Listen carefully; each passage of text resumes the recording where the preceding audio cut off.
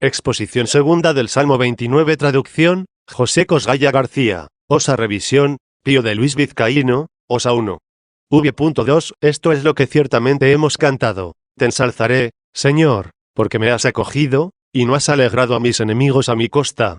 Si ya nos consta por las Escrituras santas quiénes son nuestros enemigos, conocemos la verdad que hay en este canto. Pero si la astucia de la carne nos engaña hasta el punto de hacer que desconozcamos contra quienes tenemos que luchar, nos encontramos ya de entrada en este salmo con un problema que no somos capaces de solucionar. ¿De quién pensamos que es la voz que alaba al Señor, que le da gracias, que salta de júbilo y que exclama, te ensalzaré, Señor, porque me has acogido y no has alegrado a mis enemigos a mi costa? En primer término, pensemos en el Señor mismo, quien, al haberse dignado hacerse hombre, pudo adaptar así estas palabras, basándose en la profecía anterior, puesto que, al ser hombre, era un ser débil y, al ser débil, se puso a orar. Pues por lo que hemos escuchado cuando se leyó el Evangelio, sabemos que se retiró al desierto apartándose de sus discípulos, que éstos le siguieron y le encontraron. Ahora bien, apartado de ellos, oraba allí y los discípulos, que le hallaron le dijeron, la gente te busca, a lo que él respondió, vayamos también a otros lugares y aldeas para predicar allí, pues para esto he venido uno. Pero si tomas en consideración la divinidad de nuestro Señor Jesucristo, ¿quién ora? ¿A quién ora? ¿Por qué ora? ¿Ora Dios? ¿Ora de igual a igual? ¿Qué motivos tiene para orar Él, que es siempre dichoso, siempre omnipotente, siempre inmutable, eterno y coeterno con el Padre?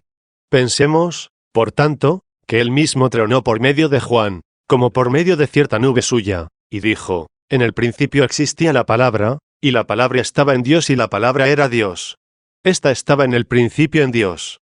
Todo se hizo mediante ella, y sin ella no se hizo nada.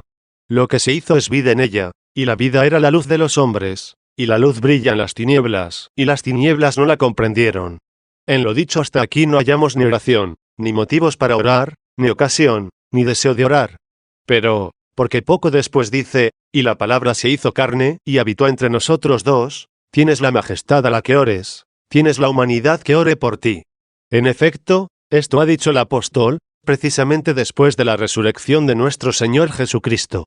Afirma, el cual está sentado a la derecha de Dios, el cual también intercede por nosotros tres. ¿Por qué intercede por nosotros? Porque se ha dignado ser mediador.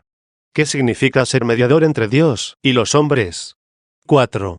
Que no lo es entre el Padre y los hombres, sino entre Dios y los hombres. ¿Qué es Dios? El Padre y el Hijo y el Espíritu Santo. ¿Qué son los hombres? Pecadores, impíos, mortales.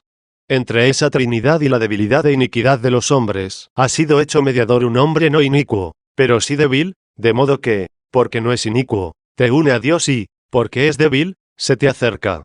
Y así, para que existiera un mediador entre el hombre y Dios, la palabra se hizo carne, esto es, la palabra se hizo hombre, ya que a los hombres se les denomina con el apelativo de carne. De ahí que se diga, y toda carne verá la salvación de Dios. 5. Toda carne equivale a todos los hombres. Dice también el apóstol, nuestra lucha no es contra la carne ni la sangre, esto es, contra hombres, sino contra los principados y las potestades, y los rectores del mundo de estas tinieblas. 6. De ello hablaremos, con la ayuda de Dios, a continuación. Tal distinción resulta pertinente para exponer el salmo que me he propuesto explicar a vuestra santidad en nombre del Señor. Sin embargo, he traído a colación estos ejemplos, para que sepáis que se denomina carne a los hombres, de modo que lo que está dicho, y la palabra se hizo carne, tenéis que interpretarlo en el sentido de que la palabra se hizo hombre.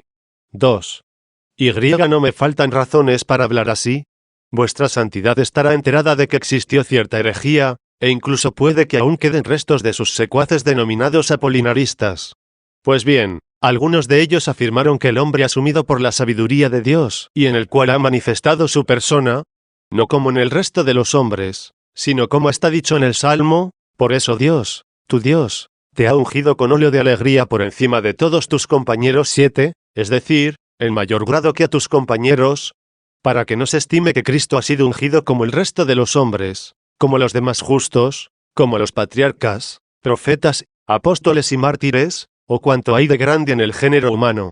Habida cuenta de que, dentro del género humano, de entre todos los nacidos de mujer no ha habido nadie más grande que Juan el Bautista. 8, Si buscas el hombre excelente por antonomasia, ese es Juan el Bautista. Y aquel de quien Juan Bautista dice que no es digno de desatar la correa de su calzado 9, ¿qué era sino más que el resto de los hombres? Incluso como hombre era más que el resto de los hombres. Y en cuanto a Dios y según la divinidad, y de acuerdo con el hecho de que en el principio existía la palabra, y la palabra estaba junto a Dios y la palabra era Dios, es igual al Padre por encima del resto de las criaturas. Pero nos estamos ocupando del hombre. Quizá alguno de vosotros, hermanos, piense que aquel hombre asumido por la sabiduría de Dios era igual que el resto de los hombres. Si en tus miembros hay mucha diferencia entre la cabeza y el resto del cuerpo, no existe la menor duda de que todos los miembros integran un solo cuerpo, aunque exista una gran diferencia entre la cabeza y el resto de los miembros. De hecho, en el resto de los miembros no hay más que un sentido, el tacto. La sensación propia del resto de los miembros es el tacto, mientras que en la cabeza tiene su asiento la vista, el oído, el olfato, el gusto y el tacto. Si tanta es la superioridad de la cabeza sobre el resto de los miembros, ¿cuál será la supremacía de la cabeza de la Iglesia entera, es decir, la de aquel hombre a quien Dios quiso poner de mediador entre Dios y los hombres? Cerrado el paréntesis, sigamos. Aquellos herejes dijeron que el hombre al que asumió la palabra, cuando ésta se hizo carne, no tuvo mente humana, sino que se limitó a ser un alma sin inteligencia humana. Pero vosotros sabéis muy bien de qué consta el hombre, de cuerpo y de alma. Pero el alma humana tiene algo que no tienen las almas de las bestias. Efectivamente, también las bestias tienen alma. De ahí viene que las llamemos animales. Si no fuera por el alma no los denominaríamos así. Vemos, por otro lado, que viven gracias a ella. ¿Y qué es lo que el hombre posee de más, por lo que precisamente es imagen de Dios? La facultad de comprender y de saber, así como la capacidad de distinguir entre el bien y el mal. Estas facultades hacen al hombre imagen y semejanza de Dios. Luego está en posesión de algo que no tienen los animales. Pero cuando el hombre desprecia en sí mismo aquello por lo que es superior a las bestias, destruye en sí, deteriora y hasta cierto punto desdibuja la imagen de Dios. Por eso se dice a este tipo de personas, no seáis como el caballo y el mulo, que no tienen inteligencia 10. En resumidas cuentas, sostuvieron que nuestro Señor Jesucristo no tuvo mente humana, ni lo que los griegos llamaron, y nosotros racionalidad, mediante la cual el hombre razona, cosa que no posee el resto de los animales. ¿Qué afirman estos herejes? Que era la misma palabra de Dios quien hacía las veces de mente en este hombre. Se les excomulgó, sufrieron un rechazo por parte de la fe católica y crearon la herejía. Dentro de la fe católica quedó como verdad firme que aquel hombre a quien asumió la sabiduría de Dios no carecía de nada de cuanto integra la naturaleza humana, y, por lo que respecta a la superioridad de la persona, tenía algo más que el resto de los humanos, pues de los demás hombres, teniendo como tienen la palabra de Dios, puede decirse que son partícipes de la palabra de Dios, pero ninguno de ellos puede decir que es palabra de Dios como se dijo de él en el pasaje, la palabra se hizo carne. 3. Tampoco faltaron otros sujetos provenientes del mismo error, afirmando que aquel hombre, Cristo, mediador entre Dios y los hombres, no solo no tenía mente, sino que tampoco tenía alma.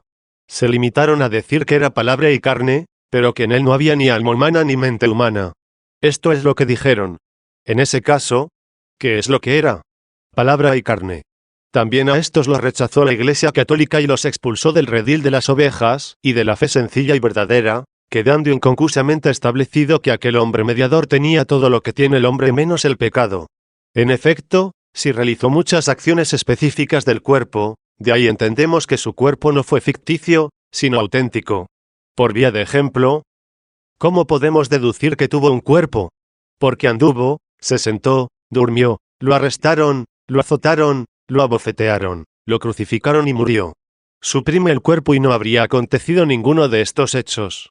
Análogamente a como a través de estos indicios conocemos por el Evangelio, que con acento agudo tuvo un cuerpo verdadero, tal como él mismo lo afirmó incluso después de su resurrección, tocad y ved que un fantasma no tiene carne y huesos, como veis que yo tengo 11. Así como a base de estas realidades y de estas acciones creemos, entendemos y sabemos que el Señor Jesús tuvo cuerpo, del mismo modo sabemos que tuvo alma, basándonos en algunas otras funciones naturales. Sentir hambre, sentir sed es algo propio del alma. Suprime el alma y verás que un cuerpo exánime no puede sentir ni hambre ni sed. Solo que, si estos individuos mantienen que todas estas cosas eran falsas, también lo serán aquellas que creemos con respecto al cuerpo. Y si es un cuerpo real porque sus funciones corporales son reales, el alma tiene que ser también real porque las funciones que realiza son reales. 4. ¿Y entonces? ¿Qué? Porque el Señor se ha hecho débil por ti, hombre que escuchas, no te compares con Dios. En efecto, tú eres una criatura, Él es tu creador. Tampoco te parangones con aquel hombre, porque por ti tu Dios, el Hijo de Dios, su palabra, se ha hecho hombre. Pero eso sí, antepon a ti mismo a aquel hombre en cuanto mediador y Dios, que está por encima de todo lo creado. Así llegarás a comprender que quien se hizo hombre por amor a ti es lógico que ore por ti. Luego, si no es absurdo que ore por ti, tampoco pudo resultar absurdo que pronunciara por ti estas palabras: te ensalzaré, Señor, porque me has acogido y no has alegrado a mis enemigos a mi costa. Pero si no sabemos quiénes son nuestros enemigos, estas palabras serán falsas en el caso de que se piense en Jesucristo, el Señor. Si es Cristo el Señor quien habla, ¿en qué sentido es verdad el pasaje te ensalzaré, Señor, porque me has acogido? ¿En qué sentido son verdaderas estas palabras atribuidas al hombre, a la debilidad, a la carne, si sus enemigos se alegraron a costa de él cuando lo crucificaron, apresaron, azotaron y abofetearon diciendo: adivínanos, Cristo? 12. Esta alegría de los enemigos casi nos fuerza a pensar en la falsedad de las palabras: y no has alegrado a mis enemigos a mi costa. Y luego, cuando colgaba de la cruz y ellos desfilaban o se detenían, le observaban y hacían visajes con la cabeza diciendo: ahí tenéis al Hijo de Dios. Ha salvado a otros, pero no puede salvarse a sí mismo. Que baje ahora de la cruz y creeremos en él. 13. ¿Es que no se alegraban a costa de él al decir tales cosas? Entonces, ¿dónde queda, pues, esto? Te ensalzaré, Señor, porque me has acogido y no has alegrado a mis enemigos a mi costa. 5. Tal vez esta voz no procede de nuestro Señor Jesucristo, sino del hombre mismo, de la Iglesia Universal del pueblo cristiano, porque todo hombre en Cristo es un solo hombre, y la unidad de los cristianos es un solo hombre. Quizás el hombre mismo, es decir, la unidad de los cristianos es la que dice: te ensalzaré, Señor, porque me has acogido y no has alegrado a mis enemigos a mi costa. ¿Y en qué sentido son ciertas estas palabras aplicadas a ellos? ¿No fueron apresados, azotados, muertos, crucificados, quemados vivos, o no lucharon con fieras aquellos cuya memoria celebramos? Cuando los hombres practicaban todo este tipo de violencias contra ellos, ¿no se divertían a su costa? ¿En qué sentido, pues, también el pueblo cristiano puede exclamar: te ensalzaré, Señor, porque me has acogido y no has alegrado a mis enemigos a mi costa? 6. V.1. Este extremo lo podremos comprender considerando en primer término el título del Salmo.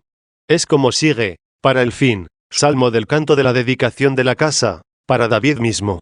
En este título se basa toda la esperanza y todo el misterio de la cuestión que vamos a resolver. La casa que ahora se construye tendrá su dedicación o consagración más tarde. En la actualidad se procede a la construcción de la casa, es decir, de la iglesia. Luego, se procederá a su consagración. En la dedicación se manifestará la gloria del pueblo cristiano, que está latente por el momento. Enfurezcanse ahora los enemigos, humíllenlo, hagan con él no lo que les venga en gana, sino lo que se les permite desde lo alto. Porque no hay que achacar a los enemigos todo cuanto ellos nos han hecho sufrir y nada al Señor nuestro Dios. El mediador ha demostrado en sí mismo, con su propio ejemplo, en qué circunstancias se permite desde lo alto que los hombres nos hagan daño, no dándoles desde lo alto la voluntad de dañar, sino simplemente el poder de hacerlo. De hecho, todo hombre malo tiene en sí la voluntad de hacer daño, pero no la posibilidad de hacerlo. En cuanto quiere el mal ya es culpable de él. Pero la posibilidad de realizarlo es competencia y otorgamiento de una disposición oculta de la providencia de Dios. Esta permisión a unos les sirve de castigo, a otros de prueba y a otros de corona y recompensa. De castigo, como cuando es decir, a los extranjeros, se les permitió reducir a la esclavitud al pueblo de Israel porque pecó contra Dios. 14. De prueba, como cuando al diablo se le concedió permiso para actuar contra Job. 15. Job sufrió la prueba y el diablo quedó avergonzado. De corona y recompensa, como el permiso que se les dio a los perseguidores para dar tormento a los mártires. Mataron a los mártires, y los perseguidores se figuraban en cierto modo que podían cantar victoria. Estos consiguieron públicamente un triunfo falso. Aquellos obtuvieron en secreto una verdadera corona. Por consiguiente, en cuanto al permiso para hacer daño, Estamos ante una disposición secreta de la providencia de Dios. En cambio, la voluntad de hacerlo es propia del hombre, pues no mata sin más ni más a quien quiere. 7. Así, pues, el mismo Señor, juez de vivos y muertos, al hallarse ante un juez humano, brindándonos un testimonio de humildad y de paciencia, no vencido sino ofreciendo al soldado un ejemplo de cómo hay que luchar, al juez que le amenaza con arrogancia, y que le pregunta: ¿no sabes que tengo poder de dejarte libre y de mandarte a la muerte? Le responde: no tendrías poder alguno sobre mí si no te lo hubieran dado desde arriba. 16, quitándole, al hablar así, su hinchazón orgullosa y como restituyéndole el resuello para que cediera en tal hinchazón. Y en cuanto a Job, a quien el diablo mató todos los hijos y arrebató toda la hacienda, ¿qué dijo? Dios me lo dio, Dios me lo quitó. Como agradó al Señor así ha ocurrido. Bendito sea el nombre del Señor. 17. Que no cante victoria el enemigo por lo que le hizo. Porque yo sé muy bien, dice Job, quién se lo ha permitido. Asígnese al diablo el deseo de hacer daño y a mi Señor el poder de ponerme a prueba. Convertido en pura llaga todo su cuerpo, se le acerca a su mujer que, al igual que Eva, más que en ayudadora del marido se ha transformado en un auxiliar del diablo. Le tienta y, entre un montón de reproches, le dice: di alguna palabra contra Dios y muérete. 18. Pero este Adán que yace en el estercolero es mucho más cauto que el Adán del paraíso, pues el Adán del paraíso dio asentimiento a su mujer, siendo expulsado del paraíso. El Adán del estercolero desatendió a su mujer, siendo admitido en el paraíso. ¿Qué es, pues, lo que dijo el Adán del basurero, dando a luz por dentro la inmortalidad y por fuera chorreando gusanos? ¿Qué le dijo a la mujer? Como una de las mujeres necias has hablado. Si hemos recibido de la mano del Señor los bienes, no vamos a aguantar los males. 19. Una vez más afirmó que la mano del Señor estaba sobre él ante el hecho de que el diablo le hiriera, porque su atención no se centraba en quien le hería, sino en quien lo permitía. Y el diablo mismo calificó de mano de Dios a esa misma potestad que deseaba le dieran a él. Pues al incriminar a aquel santo varón de quien el Señor daba testimonio, le dice a Dios: ¿acaso adora gratis Job a Dios? ¿No has rodeado de una valla protectora tanto a él como a su casa, y a todo cuanto tiene a la redonda? Has bendecido el trabajo de sus manos y sus posesiones se esparcen por el país. Te rinde culto porque les has dado tantas riquezas. Pero extiende tu mano y tócale en lo suyo, a ver si no te bendice a la cara. 20. ¿Qué quiere decir extiende tu mano, cuando el que quiere extenderla es él? Pero como personalmente no estaba autorizado o facultado para hacerlo, llamó mano de Dios al poder que recibió de Dios. 8. Entonces, hermanos, ¿qué cabe decir habida cuenta que los enemigos han hecho tantas cosas contra los cristianos, han saltado de gozo y se han divertido a costa de ellos? Pero, ¿cuándo aparecerá que no se han divertido a costa de ellos? Cuando los primeros se vean confundidos, estos saltarán de gozo ante la llegada del Señor Dios nuestro. Esto sucederá cuando venga trayendo en sus manos la paga, la condenación para los impíos, el reino para los justos, la compañía del diablo para los inicuos y la compañía de Cristo para los fieles. Cuando tenga lugar todo esto, cuando los justos se mantengan en pie con gran firmeza, cito la Escritura. Recordad la lectura del libro de la sabiduría, entonces estarán los justos con gran firmeza frente a los que les afligieron. Ellos, en cambio, arrepentidos y gimiendo en la angustia de su espíritu, dirán entre sí: ¿de qué nos sirvió la altanería? ¿Qué nos aportó el jactarnos de las riquezas? Todo aquello pasó como una sombra. ¿Y qué dirán de los justos? ¿Cómo son contados entre los hijos de Dios y tienen su parte entre los santos? 21. Entonces tendrá lugar la consagración o dedicación de la casa, cuya construcción se lleva a cabo actualmente en medio de tribulaciones. Entonces dirá con razón aquel pueblo: te ensalzaré, Señor, porque me has acogido y no has alegrado a mis enemigos a mi costa. Entonces, por fin, será verdadero este pasaje aplicado al pueblo de Dios, pueblo que ahora sufre angustia, tribulaciones, tan grandes pruebas, tan grandes escándalos, tan grandes persecuciones, tan grande opresión. Todo este tipo de tormentos espirituales no los siente dentro de la iglesia el que no avanza, pues estima que hay paz. Pero que comience a hacer progresos, y entonces verá en medio de qué presión se halla, porque, una vez crecida la hierba y producido el fruto, hizo su aparición la cizaña. 22 y el que añade saber, añade dolor. 23. Progrese y verá dónde está, que haya fruto, y aparecerá la cizaña. Es palabra veraz del apóstol que, de principio a fin, no puede ser anulada. Todos, dice, Los que aspiran a vivir piadosamente en Cristo Jesús, sufrirán persecuciones. Los malvados y seductores irán de mal en peor engañándose a sí mismos y engañando a los demás. 24. ¿Y a qué responden las palabras del Salmo? Ten paciencia con el Señor, compórtate como un hombre, vigorícese tu corazón y ten paciencia con el Señor. 25. Poco era decir una sola vez, ten paciencia con el Señor, si no lo repetía. No fuera que tuvieran paciencia 2, 3 o 4 días, y persistiera la opresión y la tribulación. Por eso añadió primero, compórtate como un hombre, y luego, y vigorícese tu corazón.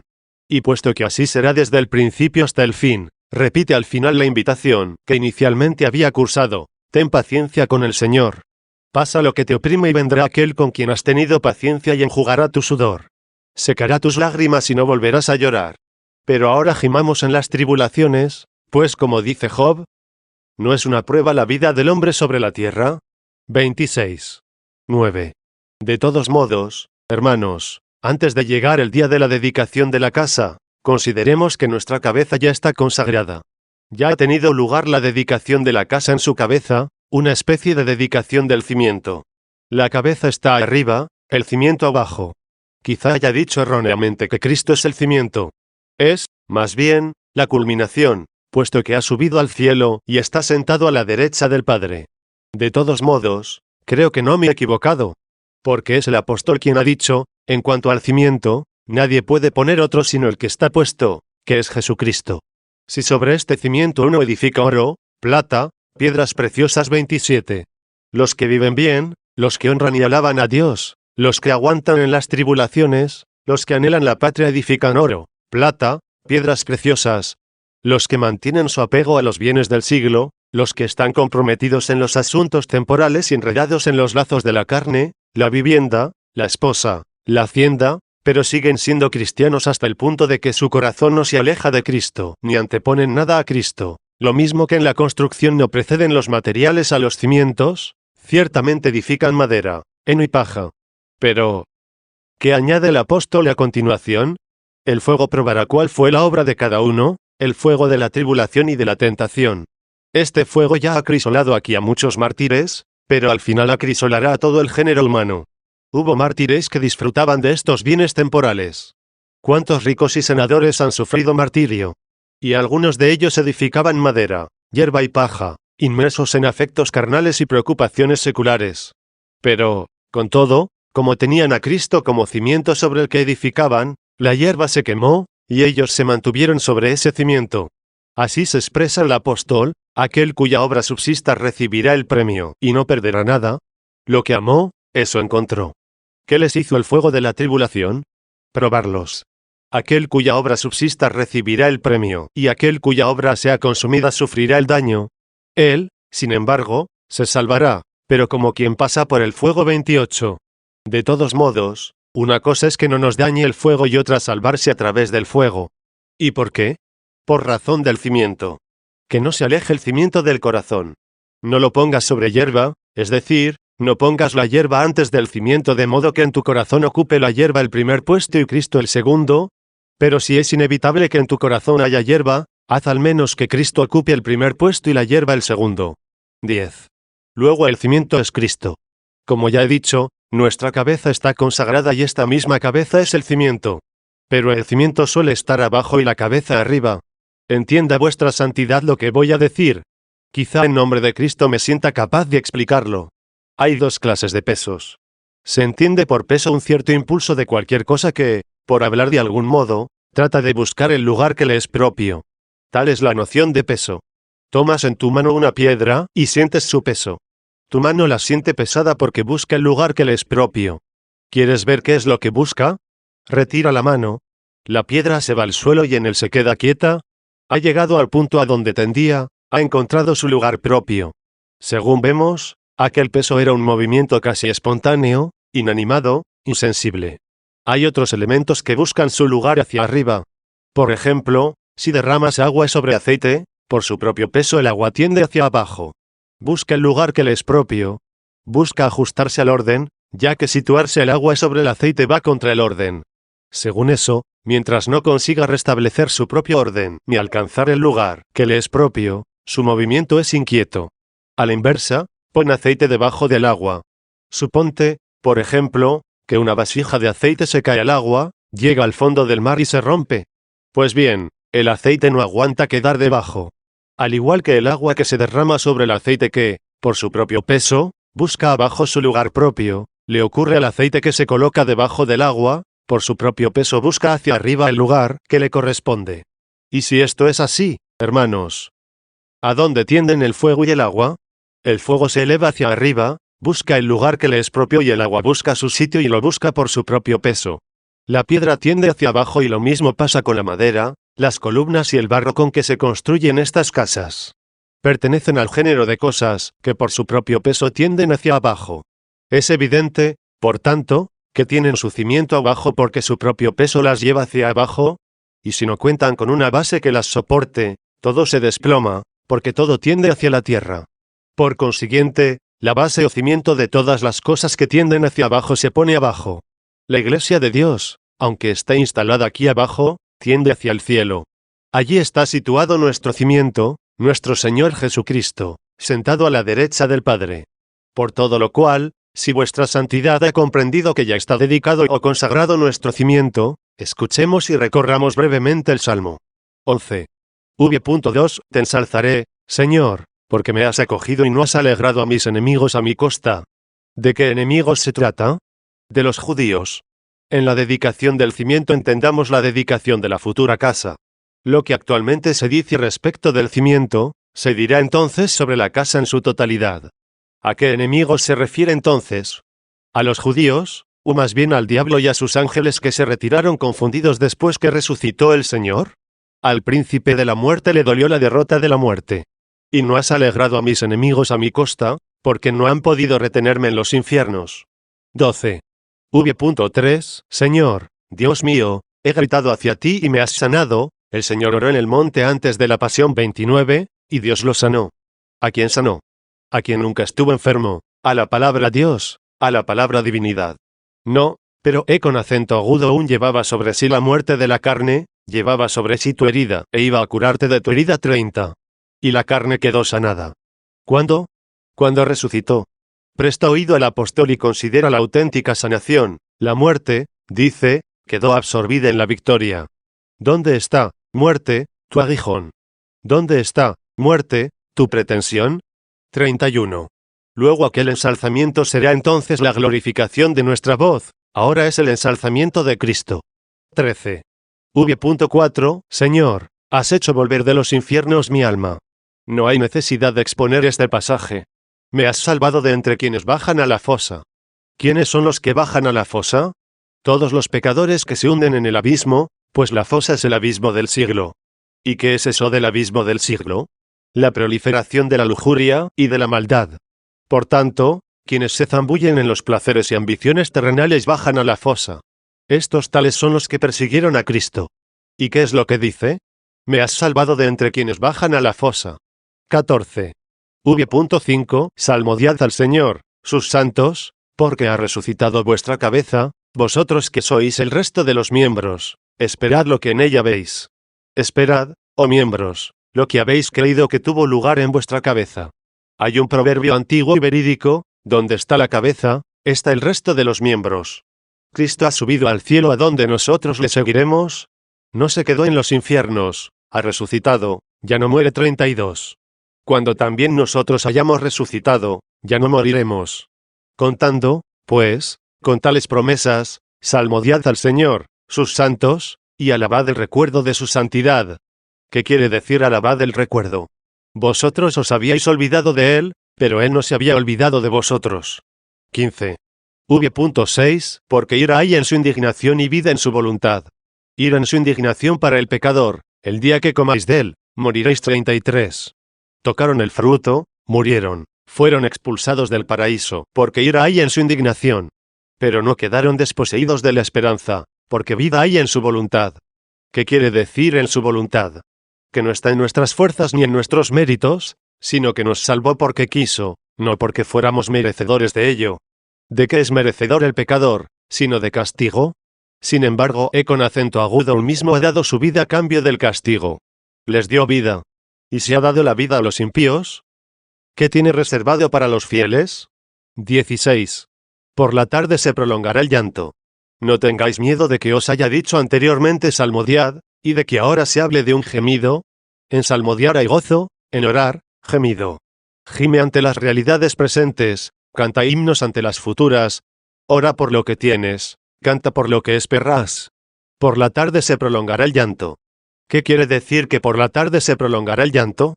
La tarde llega cuando se pone el sol.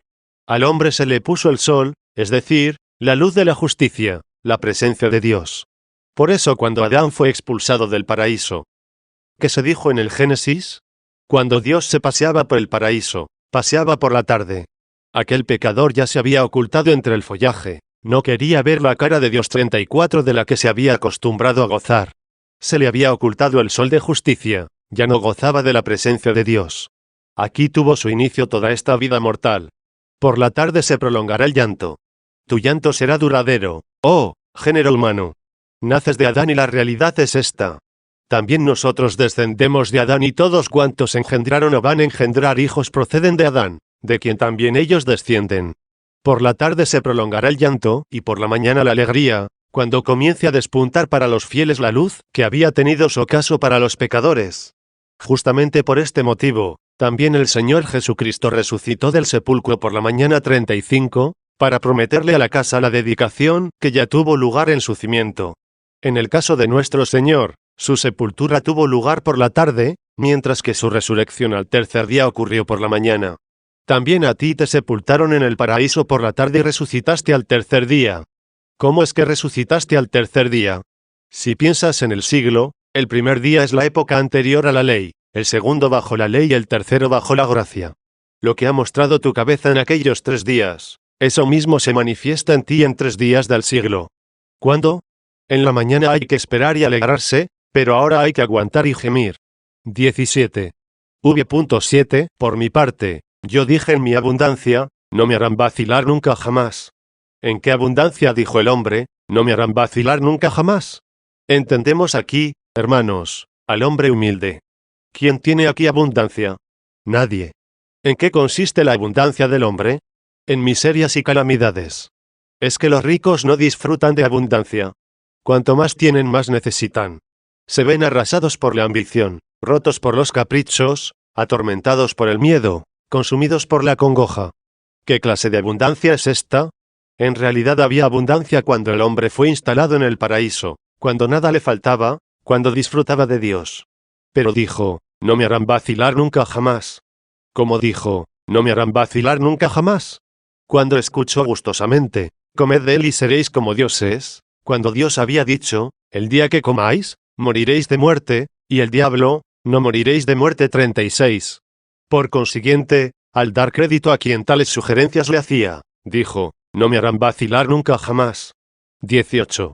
V.8, 9, más, teniendo en cuenta que el Señor había dicho la verdad, esto es, que iba a quitar al hombre por ser soberbio cuanto le había dado por ser humilde en el momento de la creación. El salmista sigue diciendo, Señor, en tu voluntad has dado fuerza a mi belleza.